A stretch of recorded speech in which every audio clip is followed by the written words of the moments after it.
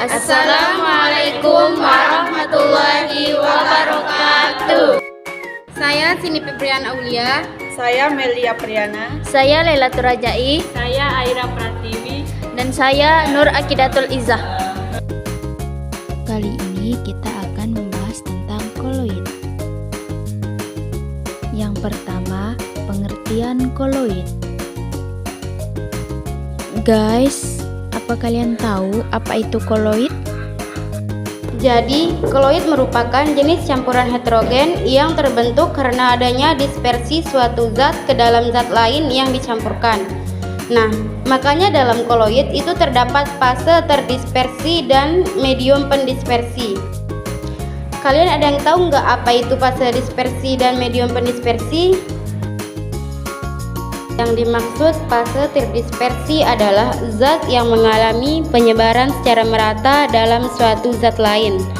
Sedangkan zat yang menyebabkan terjadinya penyebaran secara merata disebut medium pendispersi.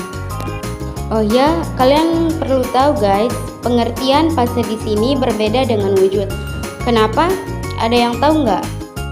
Karena ada zat yang wujudnya sama tetapi fasenya berbeda. Contohnya santan. Karena kalau kita lihat lebih jelas, ternyata pada santan terdapat butiran minyak dalam air. Butiran minyak tersebut mempunyai fase yang berbeda dengan air. Walaupun keduanya berwujud air, butiran minyak sebagai fase terdispersi, sedangkan air sebagai medium pendispersi. Guys, kira-kira kenapa ya kita ketika membuka jendela di pagi hari dan cahaya matahari masuk, terlihat banyak banget debu yang berterbangan? Padahal sebelum jendela dibuka nggak ada debu yang terlihat.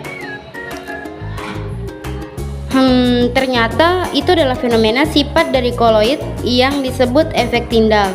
Wah, emang ada apa saja sih sifat-sifatnya? 1. Efek Tyndall. Efek Tyndall merupakan efek penghamburan cahaya oleh partikel koloid. Maksudnya gimana ya? Begini guys, ketika ada berkas cahaya diarahkan ke larutan, cahaya tersebut akan diteruskan sehingga kita nggak bisa melihatnya. Hal ini karena larutan bersifat homogen.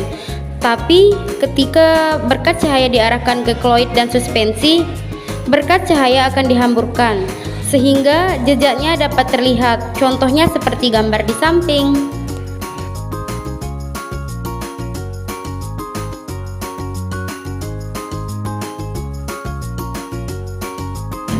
Dalam kehidupan sehari-hari, efek Tyndall dapat dilihat pada 1. Sorot lampu mobil pada malam hari. 2. Fenomena pelangi. 2. Gerak Brown. Gerak Brown adalah gerak patah-patah atau zigzag dalam medium pendispersi.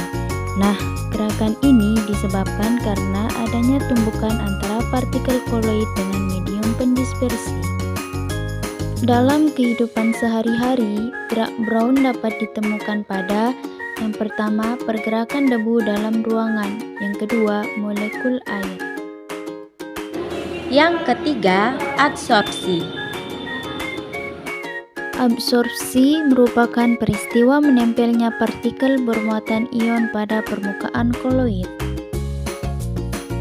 Absorpsi terjadi karena adanya kemampuan partikel koloid untuk menarik atau ditempeli oleh partikel-partikel kecil. Kemampuan untuk menarik ini disebabkan karena adanya tegangan permukaan koloid yang cukup tinggi. Dalam kehidupan sehari-hari, absorpsi dapat ditemukan pada 1. Pemutihan gula tebu, yang kedua, penjernihan air, dan yang ketiga, sumbu kompor. Yang keempat, koagulasi. Koagulasi adalah proses rusaknya sistem koloid yang ditandai dengan proses penggumpalan akibat terbentuknya partikel-partikel yang lebih besar ukurannya daripada ukuran koloid.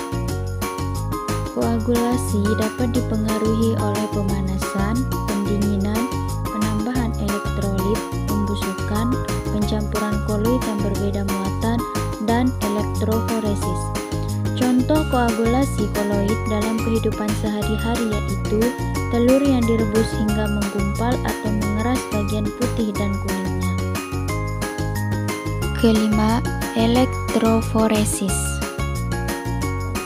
Elektroforesis adalah gerak partikel koloid dalam medan listrik dengan memasukkan dua elektroda yang dialiri arus searah. Koloid bermuatan negatif akan bergerak menuju anoda atau elektroda positif, sedangkan koloid bermuatan positif akan bergerak menuju ke katoda atau negatif.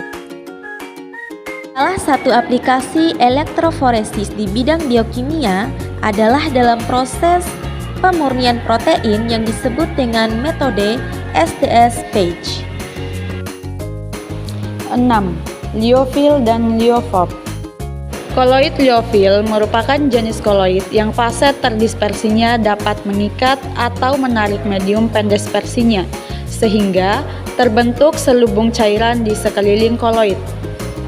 Sedangkan koloid liofob atau sol liofob merupakan koloid yang fase terdispersinya tidak dapat menarik medium pendispersinya atau tidak suka cairan. Contohnya, cat tembok bersifat liofil dengan air sebagai mediumnya, sehingga saling bercampur. Sedangkan cat kayu atau cat besi bersifat liofob dengan air, sehingga tidak dapat bercampur dan akan memisah. Aplikasi koloid. 1. Bidang industri.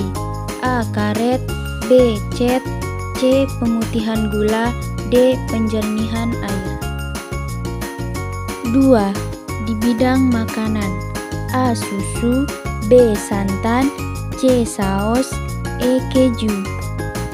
Yang ketiga, bidang industri kecantikan. A. Lipstik, B. Parfum, C. Sabun, D. Maskara.